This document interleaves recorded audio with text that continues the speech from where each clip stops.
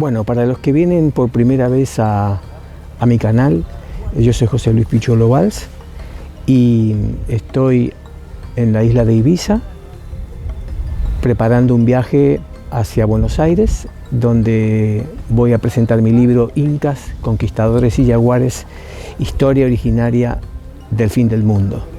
Lo vamos a presentar en la Feria del Libro de Buenos Aires, gracias a la editorial Universitas, editorial universitaria y científica de Córdoba, y allí estaremos presentando el libro y contando de qué va. Pero en este vídeo lo que quiero es contarles también que este viaje lo vamos a ir documentando, sobre todo porque cuando termine la presentación del libro vamos a salir con unos compañeros a recorrer un viejo camino inca que conectaba los Andes, el sur de los Andes, con el Río de la Plata. Es un camino muy poco conocido, del cual tratamos en el libro, y por eso me parece una buena idea, y nos ha parecido a varios colaboradores y amigos con los que vamos a ir, una buena idea ir recorriendo ese camino.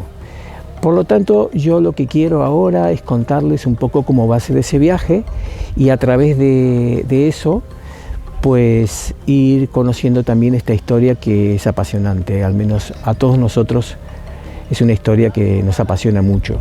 Se trata de historias que están en viejas crónicas españolas, pero también en las bibliotecas de los propios incas, del imperio, y que cuentan una historia de lo que ha ocurrido en el sur del Collasuyu, una de las regiones más grandes del imperio, que representaba hoy en día a lo que es Argentina, Chile y Bolivia.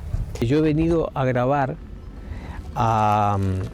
aquí en la isla de Ibiza a un sitio que es muy conocido, que se llama Las Puertas del Tiempo y que tiene unas esculturas en piedra que son muy particulares y que quería mostrarlas. Todo lo que aparece en este canal tiene que ver con la historia, así que siempre saben los que lo siguen que hablamos de eso. Se trata de la isla de Ebusus, que es una isla de los fenicios, ese es el nombre que tenía. Y actualmente estamos recorriendo este lugar y preparando el viaje que les estoy contando. Entonces quería que lo conozcan un poco. También estoy aprendiendo a manejar un dron porque me gustaría documentar los distintos lugares que vamos a recorrer cuando estemos en el viaje.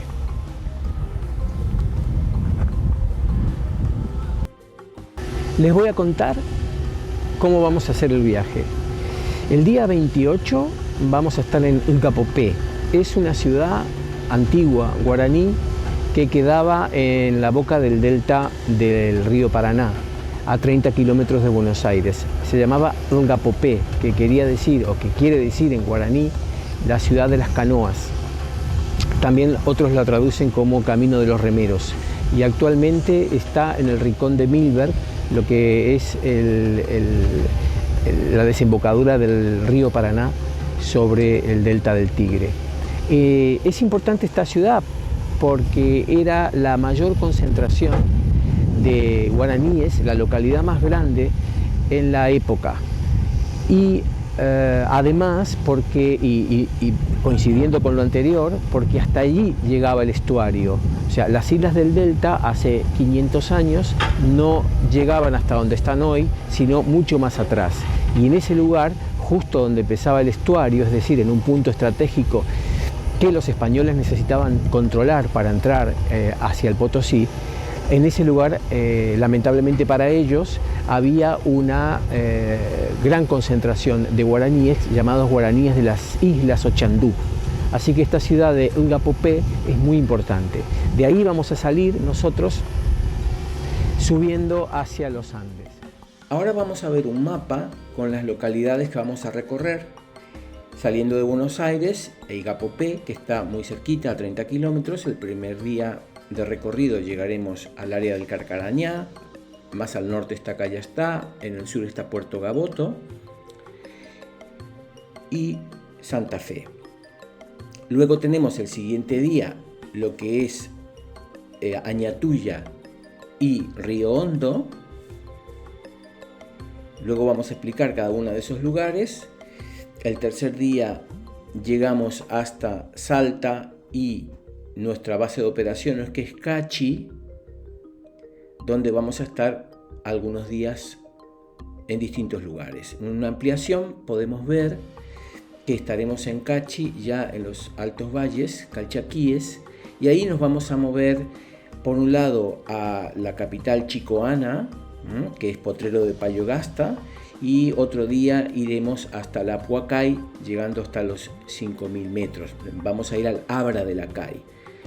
Luego, a continuación, retornamos pasando primero por el Xincal, en la provincia de Catamarca, luego en Córdoba, donde vamos a dar una charla sobre el recorrido que hemos hecho en Valle Hermoso.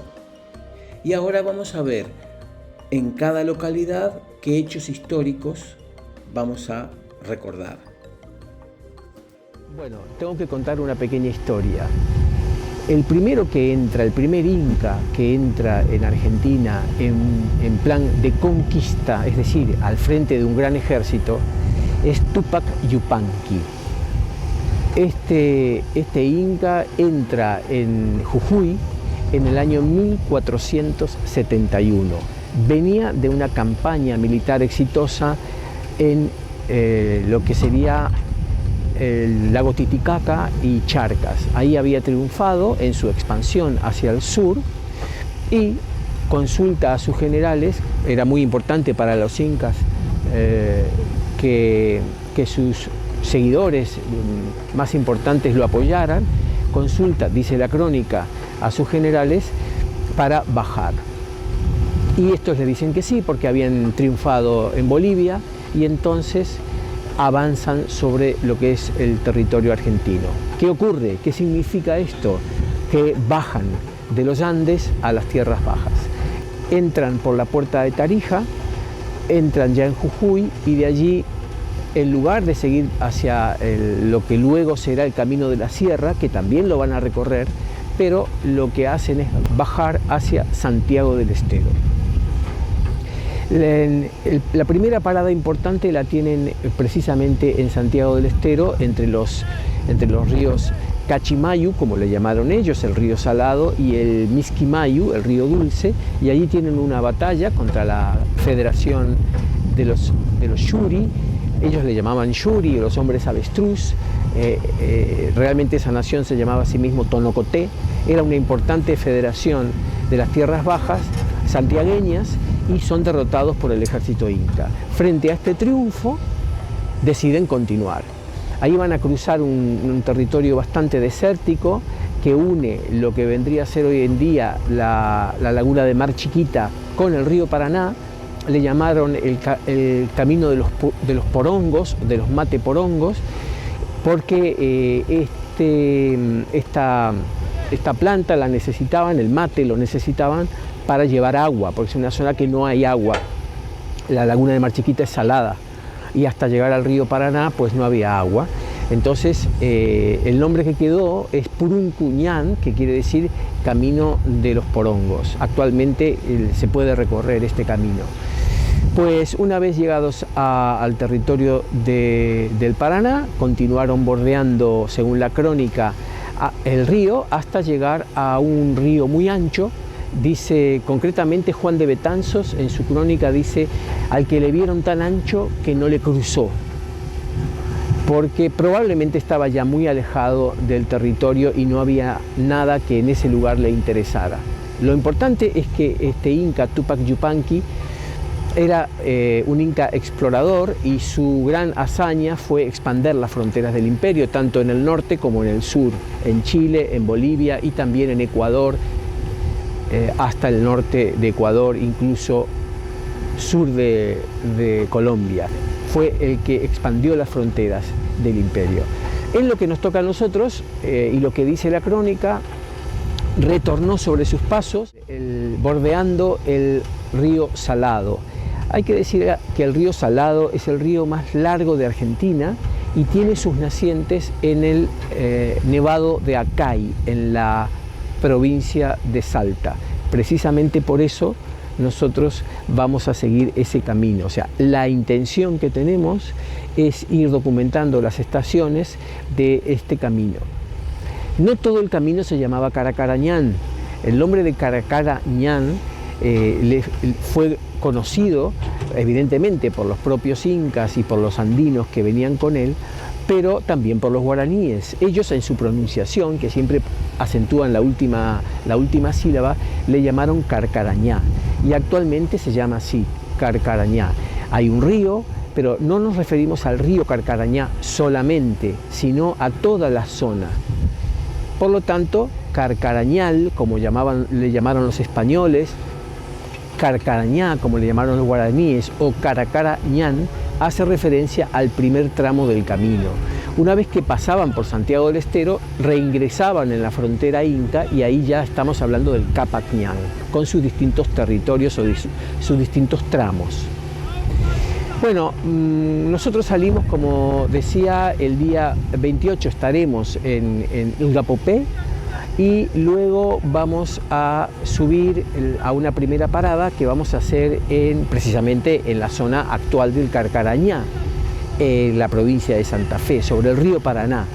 Ahí vamos a estar en una localidad que se llama actualmente Cayastá, y que en su momento, posteriormente al viaje de Tupac Yupanqui, en cuanto se va a afianzar la política expansiva inca en la Argentina, le van a poner de nombre Coyastay.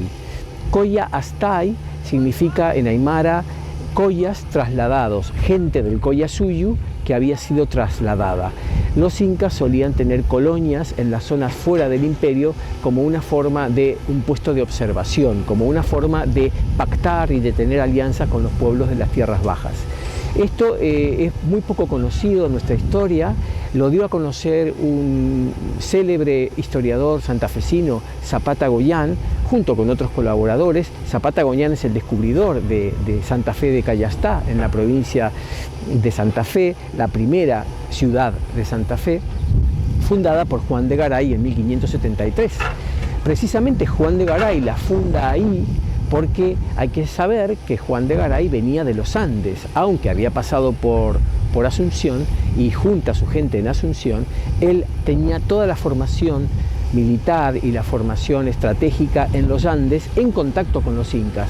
La estrategia de Juan de Garay responde a una estrategia andina, a una vieja tradición andina de expansión desde los altos, en este caso de Chuquisaca o Choquechaca, lo que es Bolivia, hacia el sur. El hecho de que Juan de Garay haya elegido Coyastay, es decir, Cayastá, responde a que conocía que allí terminaba el camino del Caracarañán, precisamente. Y no nos olvidemos que Juan de Garay tenía el proyecto, era el operador de un gran proyecto que, como se decía en la época, quería abrir las puertas a la tierra, esto es, conectar las riquezas del Potosí, que en ese momento se estaba extrayendo plata, las minas de oro de Catamarca, de Chile, con un puerto en el Río de la Plata, precisamente donde estaban los guaraníes, que le impedía la entrada. Así que, resumiendo, Garay viene de los Andes, pasando por Asunción, sabe que allí está el camino del Caracarañán y funda allí la ciudad de Santa Fe como apoyo para posteriormente derrotar a los chandú, a los guaraníes de Buenos Aires, y fundar por segunda vez Buenos Aires. Este camino, una vez liberado para el Imperio Español, va a pasar a llamarse Camino Real y va a ser muy importante durante 250 años, y todavía lo es, y es el que vamos a recorrer nosotros. Nosotros subimos hasta Cayastá, subimos hasta el Caracarañán, hasta el actual Carcarañá, y de ahí ya la siguiente estación es adentrarnos todavía en las tierras bajas en Añatuya, en Santiago del Estero. ¿Por qué Añatuya? porque es una vieja capital inca o una concentración inca. Todavía no está muy claro porque las investigaciones son muy recientes. Lo cierto es que se ha encontrado gran cantidad de vestigios de armas, de simbología, de elementos de la clase dirigente incaica y andina, y también de los propios tonocoteos santiagueños de la época, incaizados. Es decir, ahí está la fusión entre el imperio en expansión y las tierras bajas, que, recordemos, habían sido derrotados por Tupac Yupanqui en 1471. Entonces, a partir de esa derrota se conforma Añatuya. Se conforma Añatuya. Pasaremos por Añatuya y continuaremos hasta Río Hondo. La siguiente parada, Río Hondo, se vincula también a una importante localidad que, aunque pertenecía a las tierras bajas, estamos hablando de la provincia incaica de Tucma o de Tucmanjao, en realidad era una mixtura entre pueblos tonocotés y andinos. Andinos en general, no hay que pensar solo en incas, hay que pensar que ellos traían colonos y pueblos de otras regiones de los Andes. Allí había un curacazgo es un señorío con una princesa llamada la Curacapaya, que quiere decir princesa precisamente, que luego se va a casar con un tal Morales, un conquistador, y van a fundar una familia que va a heredar ese señorío, es decir, se va a fusionar la ley local indígena con la ley del derecho romano que portaban los españoles, y se va a convertir en una encomienda, la encomienda de Marapa. Entonces, el curacazgo de Marapa es muy importante por esta razón, porque es un anclaje bastante conocido, es un hito que está bastante conocido porque hay mucha documentación ya española que nos muestra cómo es la fusión entre la expansión inca, los aliados de las tierras bajas y posteriormente los europeos. La siguiente parada va a ser ya en los Andes. Ahí vamos a ascender y vamos a localizarnos en Cachi, que va a ser nuestro sitio base para poder hacer dos grandes excursiones. La primera va a ser a la capital inca de la zona, muy poco conocida, que se llamaba Chicoana. Y la segunda va a ser un ascenso a Labra de la Cay, rumbo al santuario Apu Acay, que el Inca Tupac Yupanqui va a elegir como el poder telúrico que lo va a proteger. Es decir, hay que pensar que el Apu Acay, lo que hoy llamamos Nevado Acay, de sus nieves surge el agua que va al río Desaguadero, que luego es llamado río Salado, Cachimayu, y desagua en el río Paraná, el río más largo de Argentina. Ese recorrido es ancestral, al Inca le interesaba mucho, siempre le interesaba llegar hasta los nacientes de un río, porque estaban en las montañas, donde él podía establecer un adoratorio. Según Juan de Betanzos, siguiendo siempre la crónica, lo que hace Tupac Yupanqui y su gente cuando llegan allí es cruzar a Chile. Dice, lo cruzamos en las nacientes del río, de espaldas a donde sale el sol, es decir, donde están las tierras bajas. Precisamente por eso es tan importante que nuestro camino termine allí, en el Apu Acay. Aunque termina en el Apu Acay, el camino que recorrió el Inca en ese momento, nosotros vamos a continuar. Pero antes me he dejado en el tintero Chicoana. ¿Por qué es importante Chicoana? Porque era la primera capital incaica, el primer momento en el cual los incas pasan de estar simplemente ocultos a dar la cara. Este es un momento muy importante en lo que es la presencia incaica en Argentina. Al principio, según han determinado la arqueología, los sitios de refugio y los sitios militares de los primeros exploradores incas estaban ocultos, no se veían, tenían una buena vista hacia lugares estratégicos, pero desde abajo era imposible verlos. Esto es porque han interpretado, porque todavía no eran poderosos. Coincide la datación con ese momento. Sin embargo, a partir de esta campaña de Tupac Yupanqui, los Pucará, las fortalezas comienzan a ser muy visibles con el objetivo de que se imponga su autoridad, de que se sepa de que geopolíticamente ellos eran los que en ese momento estaban controlando el territorio. Precisamente por eso Chicoana marca ese momento. Y posteriormente, todas las exploraciones que van a realizar los españoles hacia las tierras bajas van a pasar por Chicoana, a la cual van a llamar el presidio de Chicoana, porque precisamente ahí había un montón de militares, había guarniciones militares.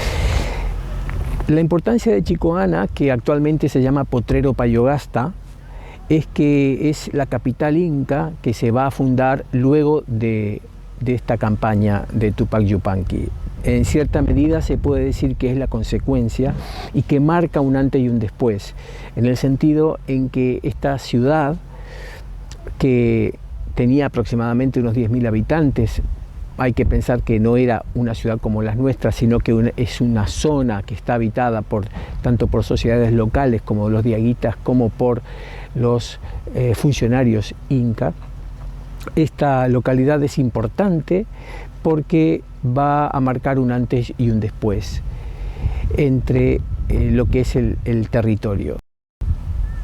En las crónicas posteriores, ya cuando comienzan a hacer sus entradas los españoles que vienen del Alto Perú, siempre va a aparecer Chicoana. Es el lugar donde en las crónicas de diversos relatores dicen es un presidio, es decir, es un regimiento, es un cuartel. Es un presidio, es decir, es una fortaleza en la cual nos encontramos con por lo menos una o dos huarancas, es decir, unidades militares inca. Una huaranca estaba compuesta por 1000 combatientes organizados en grupos de forma decimal, de a 100. En la ciudad, la arqueología actual ha relevado importantes edificios, a saber el palacio principal y una plaza circular. Seguía un patrón diseñado desde el Cusco, es un patrón o plantilla que se seguía en las grandes capitales a través de todo el imperio. Luego el viaje continúa hacia el Xincal. La gran diferencia del Xincal, que está ubicada en la provincia de Catamarca, con Chicoana, la gran diferencia es que el Xincal es posterior y que ya es lo que se llamaba un pequeño Cusco, es decir, es un tipo de ciudad que está fundada en base a un plan estratégico, con una fuerte presencia incaica. Todo allí, según la arqueología ha destacado, tenía ese sabor inca, a diferencia de otros territorios de las 5 provincias incas de Argentina, que la cerámica, por ejemplo, era completamente diferente. El Xincal es muy conocido, es un centro de atracción del turismo actual, y lo más importante de esta ciudad, de este pequeño Cusco, es que fue creado por el gobierno de Huayna Cápac, el hijo de Tupac Yupanqui, con el objetivo de expandir la exploración del mapa astronómico. Si todo va bien, luego del Xincal ya de retorno a Buenos Aires, vamos a pasar por Córdoba y allí vamos a dar una charla en la biblioteca José Mármol de la localidad de Vallehermoso, y vamos a contar los relatos básicos del viaje y vamos a mostrar algunos vídeos, y sobre todo vamos a hablar de la historia que gira en torno a este camino. Así que sepan que cada 2 o 3 días, la verdad que no lo tengo claro porque hay momentos en los cuales no se va a poder editar con facilidad, pero cada 2 o 3 días tenemos pensado ir publicando en las redes sociales los contenidos de los lugares que estamos visitando. Los esperamos. Chao.